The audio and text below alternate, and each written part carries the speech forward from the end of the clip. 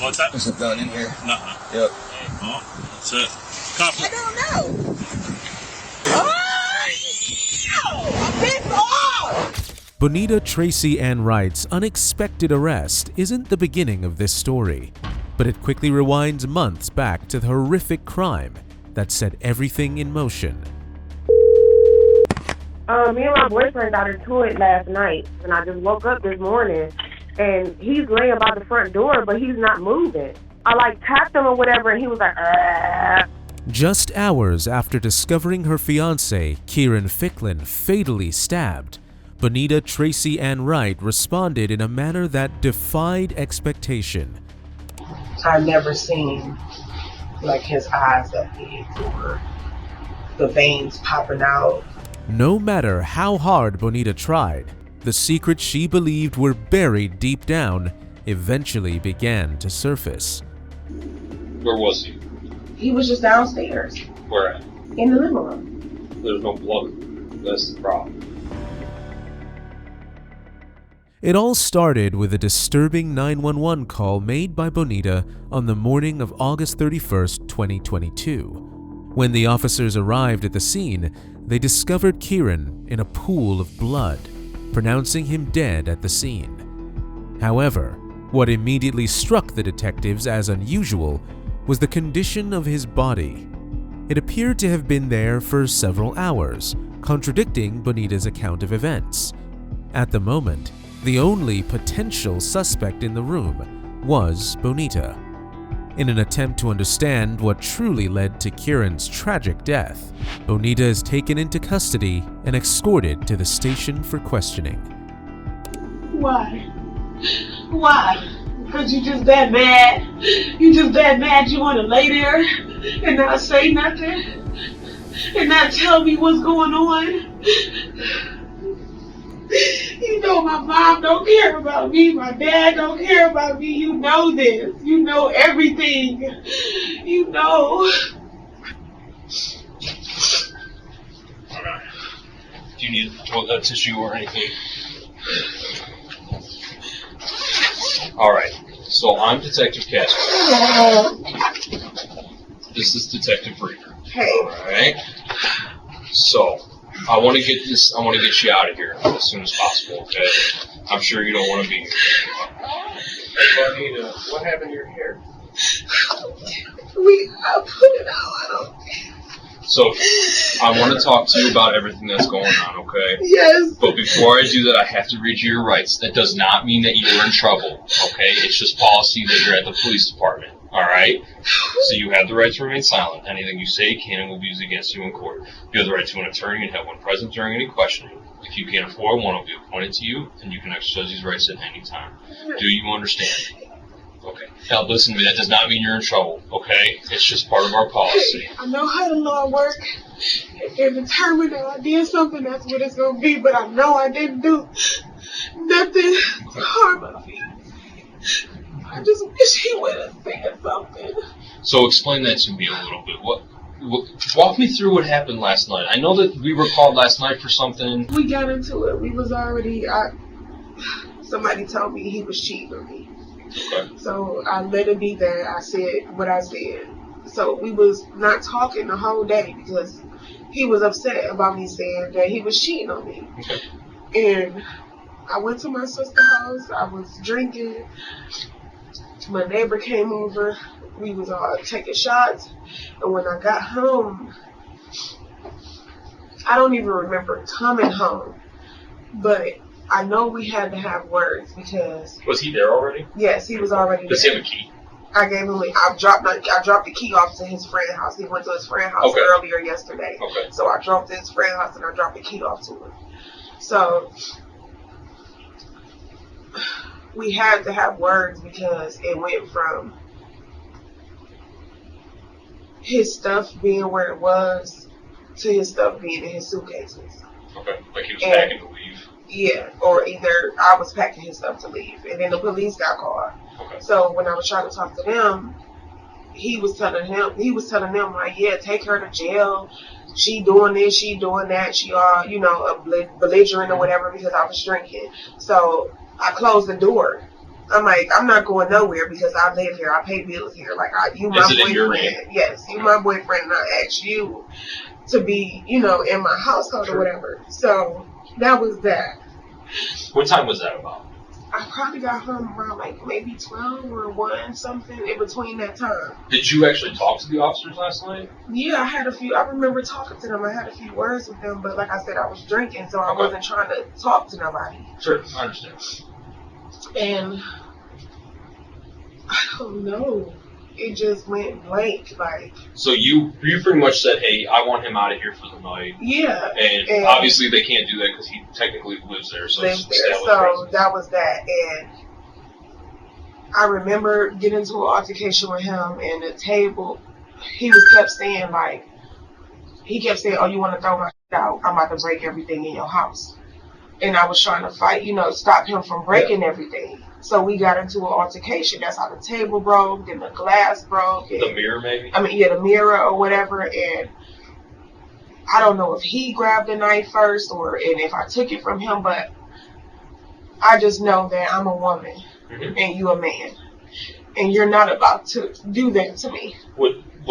You said it was physical. Was he pushing you? Yeah, I know my lip is swollen. When it started, my lip is swollen. You got a big cut out. And then my cut and stuff like that. And it's just okay, I'm going to defend myself, period. Sure. That's what it's going to be. But I remember him getting the first aid kits and babe, just bandage yourself up. You bleeding everywhere, this, that. And I went upstairs and I went to bed. So he actually got you with the knife? Supposedly. Do you remember that? I remember him going, and grabbing a knife. I remember that. And what did the knife look like? Do you remember? I got several knives. So was it like a pocket knife? Was it a sword? A steak knife. A steak knife. Yeah. Okay. And I remember me grabbing another one and trying to but he's a man. He's gonna overpower me. And that one, the handle and stuff broke off. It's not even with a handle on it anymore. It's just a knife. Just a blade? Yeah. Okay. So, I don't know. From the beginning, Bonita appears defensive, expressing no concern over Keyron's death, but instead being more worried about protecting her reputation. Her account not only exposes their troubled relationship, but also reveals that they had been in frequent physical altercations. As the plot gradually unravels, detectives stumble upon unsettling truths that expose a complex web of deception, ultimately shattering confidence in Bonita's claim of innocence. So I'm gonna make sure I get all this right. So last night, you get word that he's cheating on you, potentially. That was weeks ago. Okay.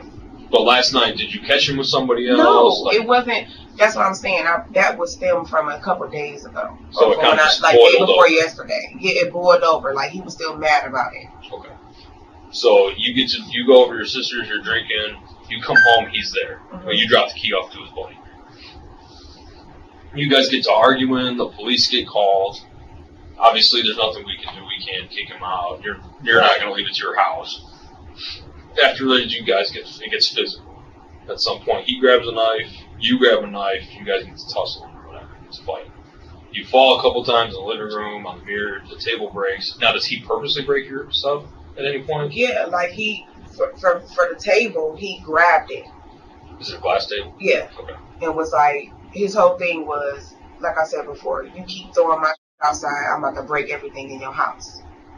So that's how the table got broke. Okay. And then I'm just so the couch is up because now at that point, I'm just trying to toss all my stuff to the side so he won't break it. Sure.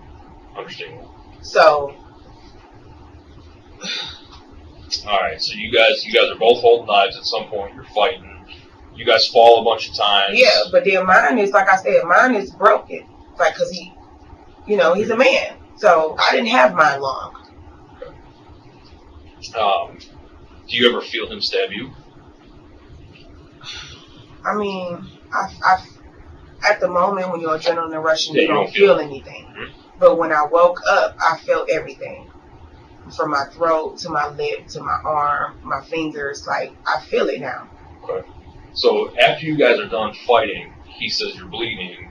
Let me bandage you up. Yeah, So he went and got grabbed the first aid kit, and he was like, "Babe, let me bandage you up." He put and I'm fighting. I'm like, "No, get the off Is me, he don't bleeding touch at me." this point? No, I didn't see no his shirt or blood, anything like nothing. that? I did not see nothing at all.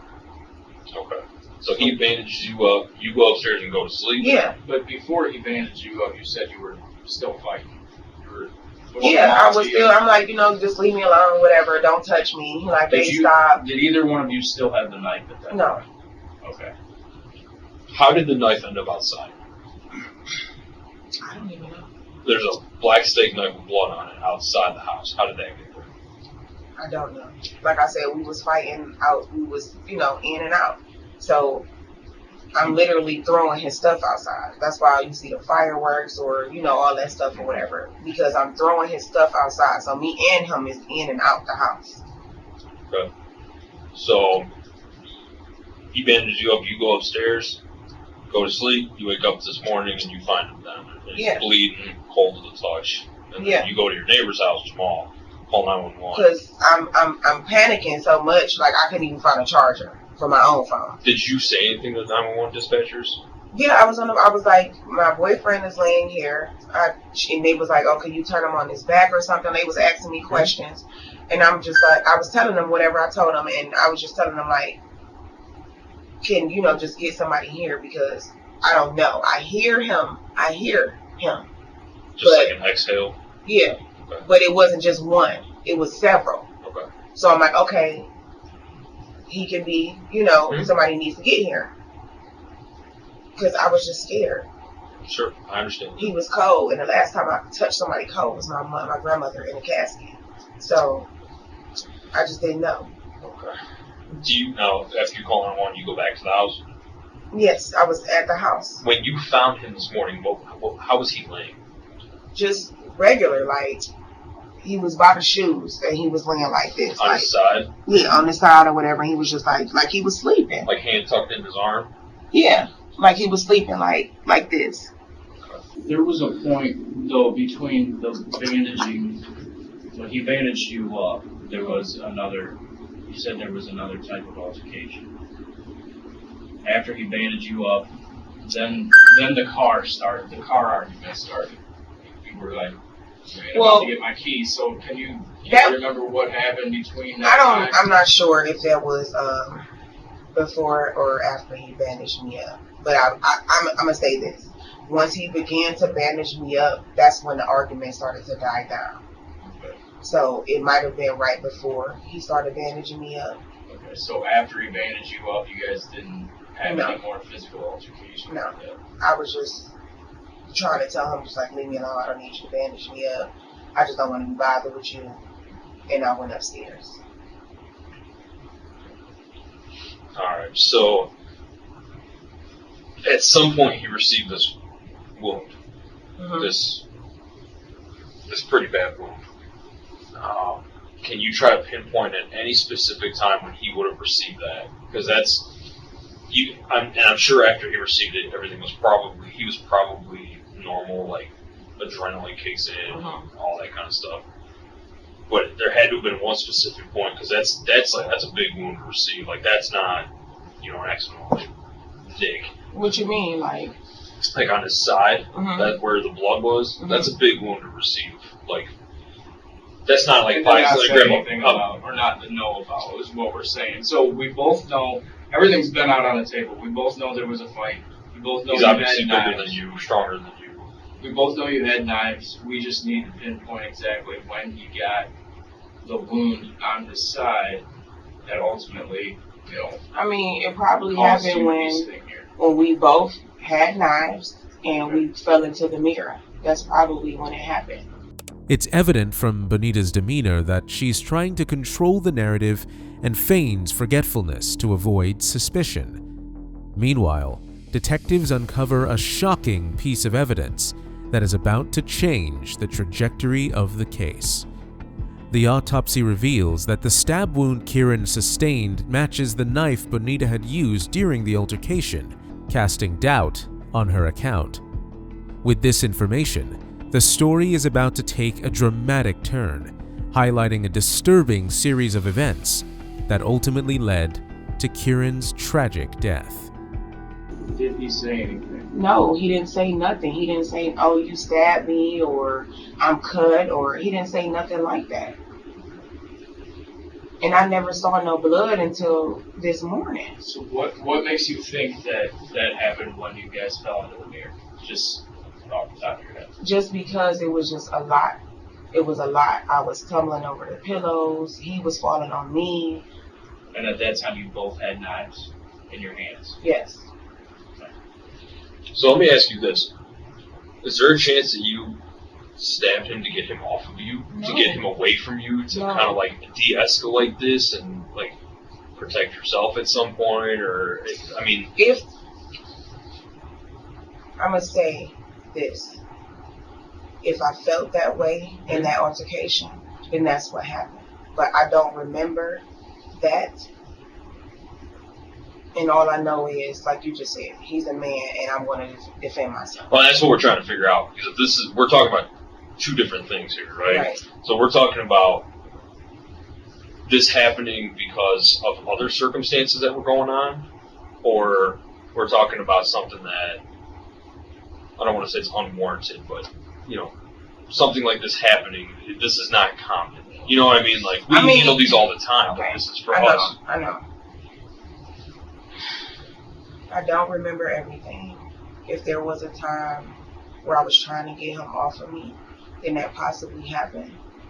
Because we've been here before. If you check our records, he's been in jail for putting his hands on me before. Did it possibly happen, or did it happen? Because this is things that we need to know. Because these timelines and these series of events are going to help us pinpoint exactly what happened. That's what I'm saying. I know for sure I didn't just bluntly stab him. Okay? I know I had the knife for protection. But I did not bluntly just do anything to get him, you know, to stop anything, or to like, oh, you scaring me, I'm gonna stab you, this, that. Like, it had to have happened when we was tussling. Because I just wanted it in my hand to know that, you know, you're not about to you're not around. You're not about to over me, you're not about to put your hands on me. So at some point you're tussling, do you ever feel that knife go in him? Or feel like any pressure on that knife? I mean, because that's, you're going to remember that, whether you're drunk or not, you're going to remember that, something like that happening. That's not something that you don't remember. You know, like I remember being drunk, getting in bar fights, or getting into a fight and get punched in the face, and, you know, you remember that no matter how drunk you are. I'm trying to. I really am. I'm trying to recall the whole night. Think about it hard. I am. Listen, you're not, this is no judgment, okay? This doesn't make you a bad person for whatever happened, all right? I don't want you to think that this is something that him and I have never done. I'm just trying to get to the point where that happened, where like, because I know he jumped on me. You're getting there. I know you're walking us through it. I know he jumped on me, and now where are you at when he jumps on you? Left off, you were in the kitchen. Well, we was in the kitchen. I was going to the back to get a bag to put his stuff in. And I was by the stove. And like, at this point, the knife was still in your hand because you were throwing stuff out Yeah. still, right?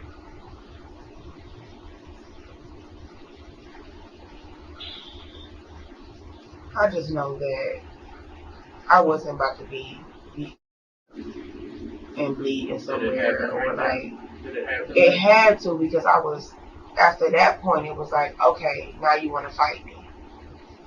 So then within that window, it was just like, I was just fighting.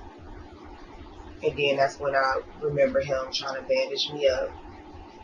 Talking about I was bleeding. When you walked in the kitchen to get the bags, where was he standing? He was still by the door. He was by the So door. he was by the door right where we found him this morning, right? Yeah, right there. But he was alive or whatever, standing up. And he was... But when you came around that corner, when you were walking past that stove, he was standing by the door.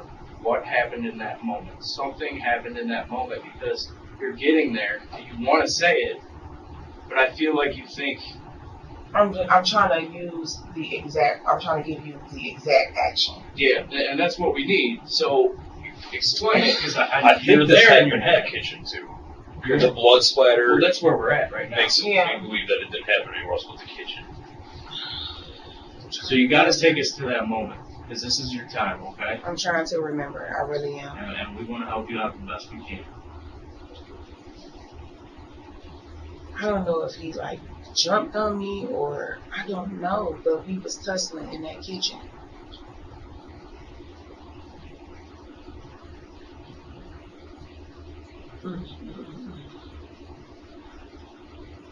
I think you're right there.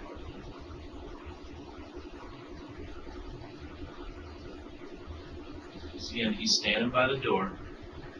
And I You're grabbed the coming toward bag and I went.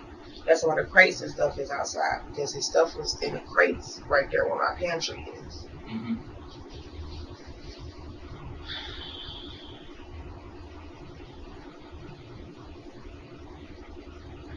Listen, you've been beat up before, right?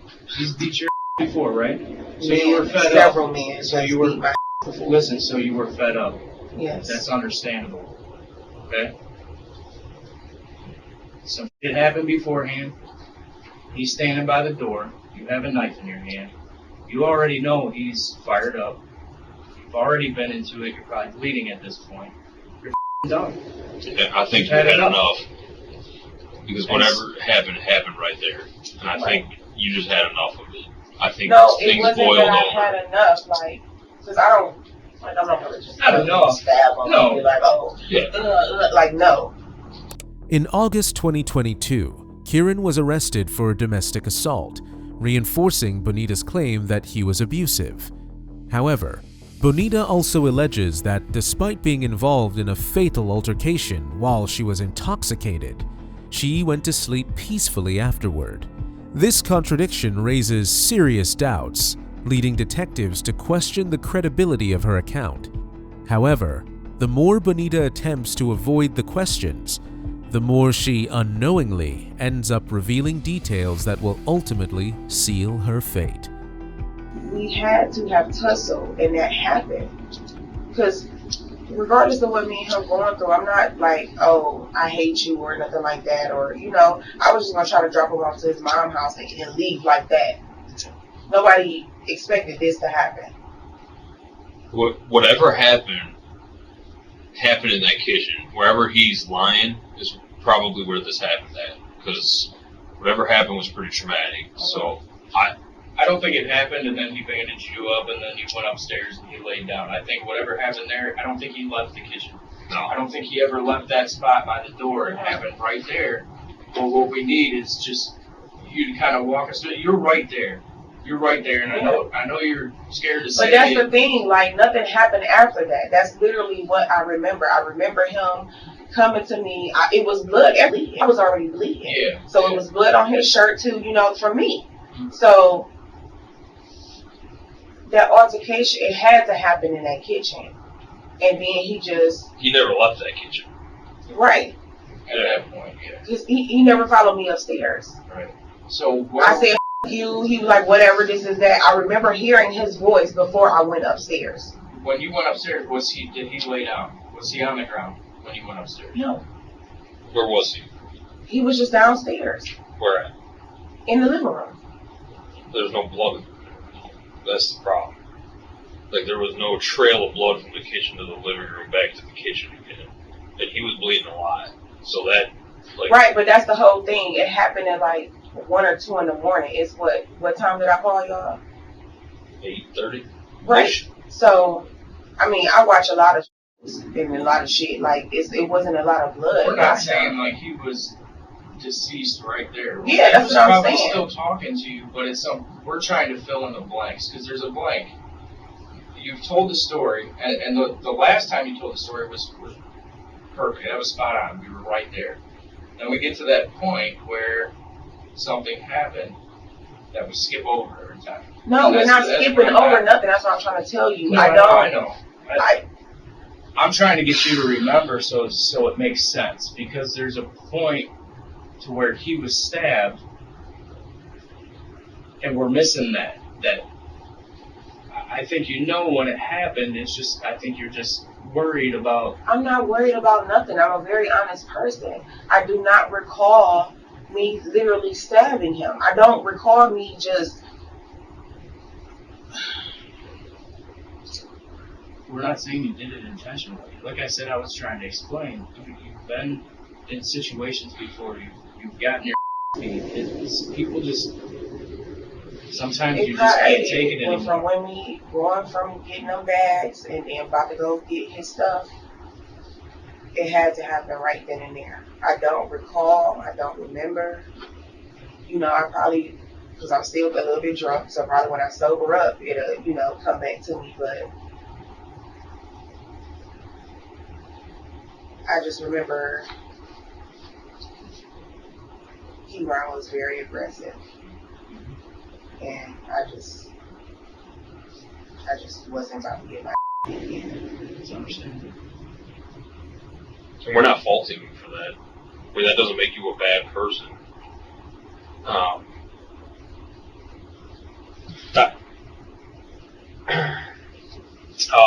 Give me 1 second, okay? Do you need another water or a snack or something? I'll take another water. You want water? All right, yeah, give us 1 second. We'll be right back. You use the restroom? Hey, real quick, you said that your camera can be accessed from your phone. Is that right? You're just not really familiar how to do it? Yes. All right, so what I'm going to have you do is I want you to read over this, okay? This is another consent form. It's for your phone, all right? And this one is going to be for the actual DVR system that's in your house, so I can get into that and watch that. Because that's going to help. I think that's going to help you quite a bit. Bonita's facade of innocence crumbles as soon as she realizes that the detectives are finally closing in on her. Although she tries to appear devastated by fake crying, what detectives uncover next only exposes her manipulative tendencies. Bonita's attempt to appear cooperative further digs her into trouble when the password she provides them to access her phone turns out to be incorrect. So I want to go back to when a friend of yours told you that he was cheating on you. What was the extent? Like, how did that come about? It was okay.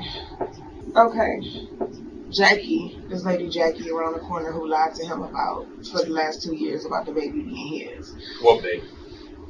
Her name was Elyria Ficklin. She's in the last report with me and him for the domestic violence.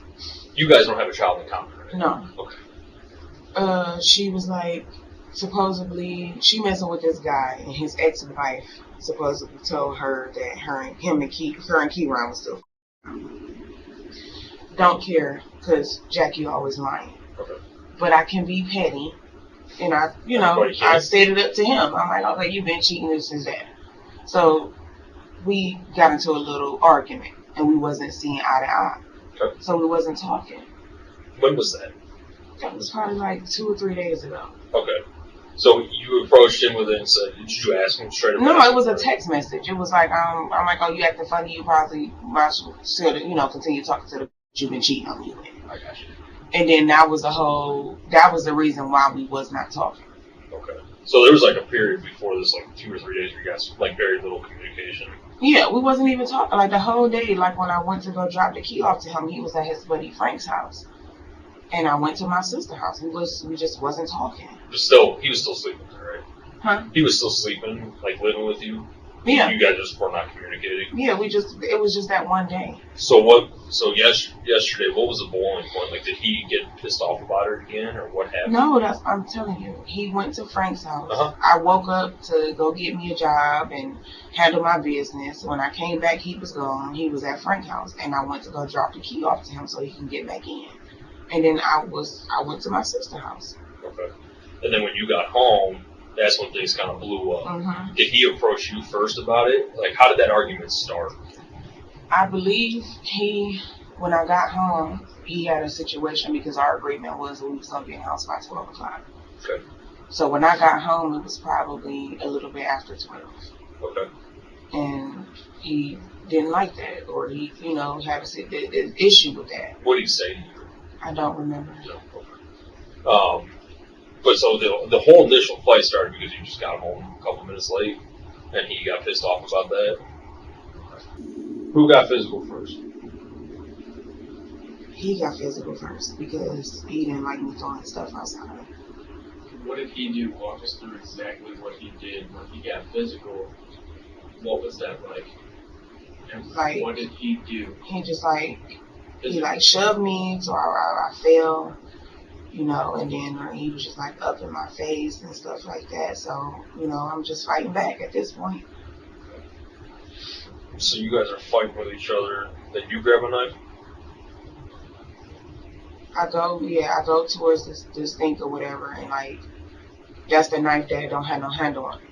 He, you know, I didn't have no much, I didn't have, it was gone. That was that. Then he was like, oh, you want to try to grab a knife? I'm going to get one too. And he grabbed a knife. Bonita makes every effort to convince the detectives that she acted in self-defense and paints Keyron as the aggressor. However, the detectives don't seem ready to fall for her tricks. Her inconsistent statement about who held the knife first eventually makes her claims contradictory. Additionally, her claims about Keyron's affair are also undermined by his friends, who asserted that Keyron was loyal to Bonita and he often had to ask her to go out with them. These statements only highlight Bonita's attention-seeking nature. What the detectives have uncovered so far is just a glimpse. Further details that are about to come to light are poised to expose her web of lies. Was this fight was this like every other fight you guys have ever had?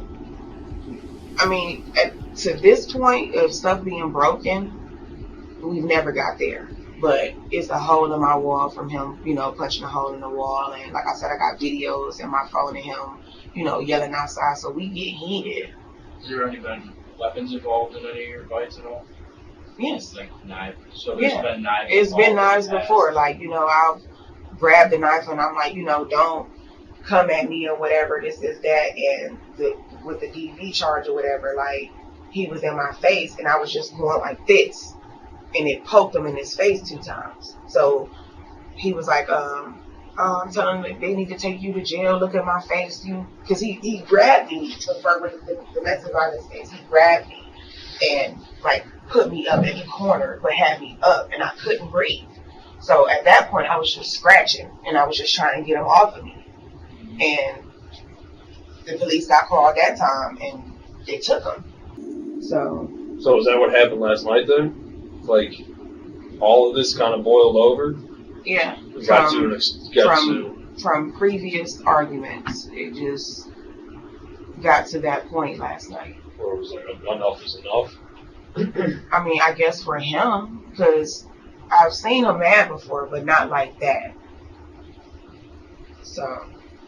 What do you mean? What was he doing different than he would have before, as far as his behavior? Like, he would yell and stuff, but I've never seen like his eyes that big or the veins popping out of his neck, like angry. I've never seen that. And like I told him before, I'm like, you starting to do like this little devilish look, like you starting to look real evil. So is that what led to this? Yes. Receiving all this injury and all this kind of crazy that happened? Yes. So it's basically defending myself. So, okay. And that's the stuff I need to know, right? I need to know that kind of stuff. This is what we've been working for this whole time here, okay? I need to know how he got that injury. You need to be honest with me, okay? No, this is what we've been working for the whole time. You just told me yourself that you were defending yourself, and I need to know.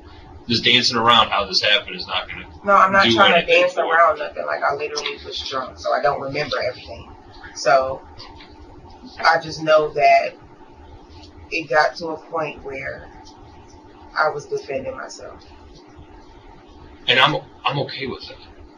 I'm alright with that. But I need to know how that injury happened. Okay, I need to know how he got that injury. We were fighting. That's what I'm saying. Like, and I had a knife in my hand. I probably went like this, or I went, you know, this, or I went like that, but like did this too. But I was just defending myself. I was trying And I to back him understand up off of me. Bonita, when did that happen? We had to Where be were in you the kitchen. You were in the kitchen. We had to be in the kitchen, in the midst of kitchen, outside. Like, we had to be in that area. So is that what ended it? No, because after we got into that, I remember going upstairs and he was still talking to me. Okay. It wasn't like that happened and, oh, he dropped and I'm like, oh, all right, I'm going upstairs. No. He was still talking to me. So that makes sense to me because you're right-handed and his injury is on his left side. And if you guys are face-to-face, that makes sense of how he received that. So I appreciate you telling me that because that makes a lot more sense than I don't know how that happened. Yeah. Okay, that makes sense to me.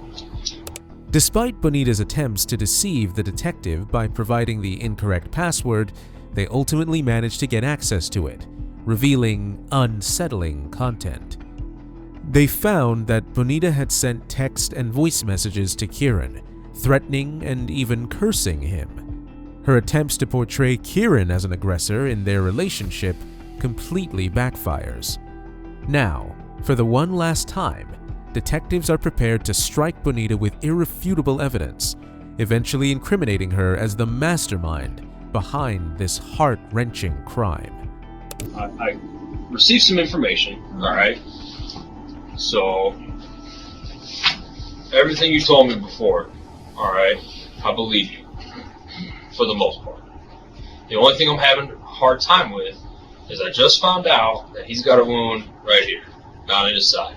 Right there. It's in the top of his chest, all right?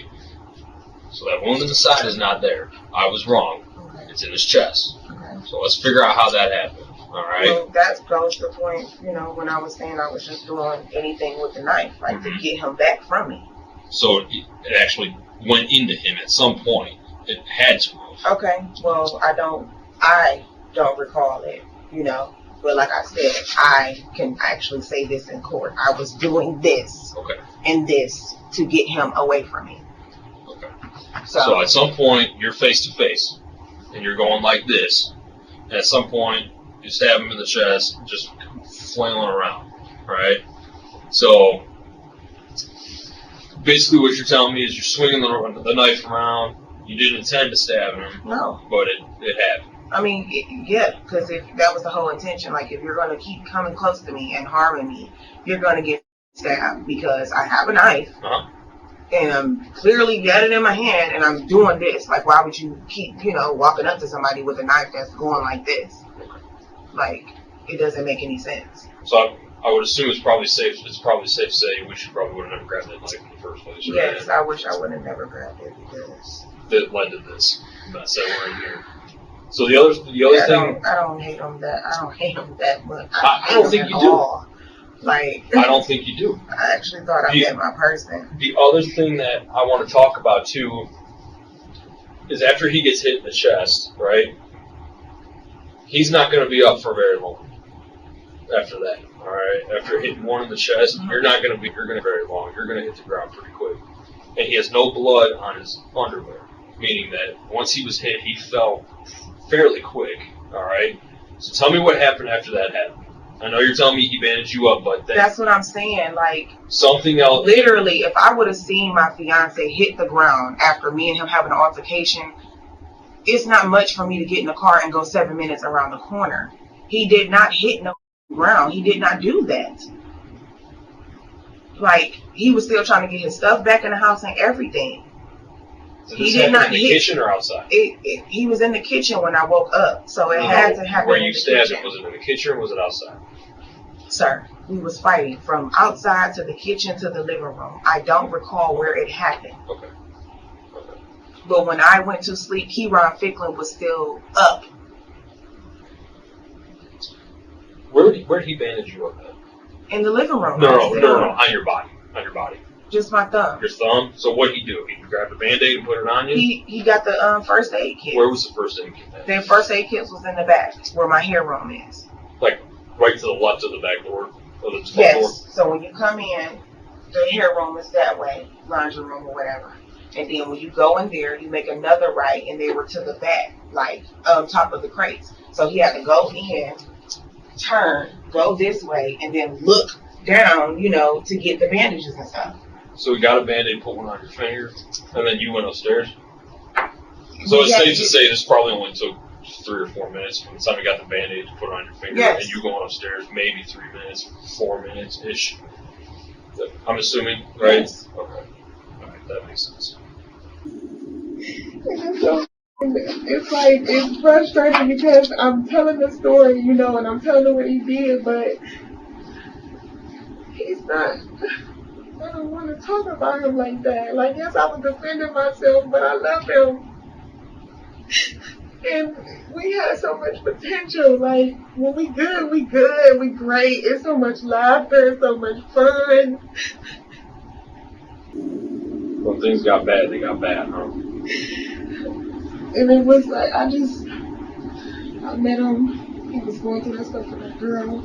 I had him happen on my spiritual journey. If they walking around my house, they gonna see my stones and my candles and stuff. Like, I was not no yelling, argumentative type of person. He definitely brought that out of me, but it was to a point where I could just be like, okay, this is not what I really want for us. So then he went and bought his stones and stuff. He would meditate with me. It was just when he got mad, there's no turning back when somebody's mad to that point. Well, I do have to have a female officer, and we do got to take your clothes, but we're going to get you something different, okay? So bear with us in this next couple minutes, and we'll try to make this as fast as possible. Yeah, because I'm going to jail. I didn't say that. Well, our evidence guys were processing. They found a wet and bloody mop. How did that get there? The mop and all that stuff is right by the door. I hang everything right there. The mop was in the kitchen, or in the living room. So how did that get there? I didn't grab the mop. Why is it touch the bloody? mop. Or- I don't know. That's what I'm saying. When I went upstairs, I don't know if he like tried to clean up for me bleeding everywhere or something like that. But I never grabbed the mop. I never tried to clean up Nothing? the stuff. No. Because it was wet, too. So that's Right. what we're trying to figure out, like, Right. if you like were just No. panicking, trying to clean up. Or No. When I woke up, I went downstairs and I seen him, and I looked out the door. His 2 suitcases was outside. So I went outside and I got those. I didn't bother him or anything, because even when he sleeps normally, I would lift his arm up and he would not get up. I literally have to shake him to wake him up. So, and then that was that. I didn't even see the mop. I never touched no mop. So did you open the door, bring the suitcases in, and then call? Yeah. Because like I said, I didn't disturb him. I'm like, okay, well, he probably still asleep. You didn't see all that blood? No, I didn't see him. I didn't see that until I actually just went there. But I knew I was bleeding last night, so I didn't think nothing of it until I actually went over there and I was like, "Bae," and then I'm like, "Bae," and then I felt that he was cold, and like I moved him like this, and he was still stiff. So then I was like, "Oh, like let me call somebody," you know, because I don't know what. Yeah. Okay. All right, cool. That's all I need. I just wanted to clear that little part up real quick.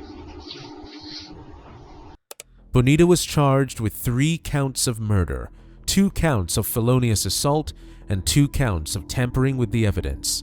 However, as the trial was postponed, Bonita was released on bail.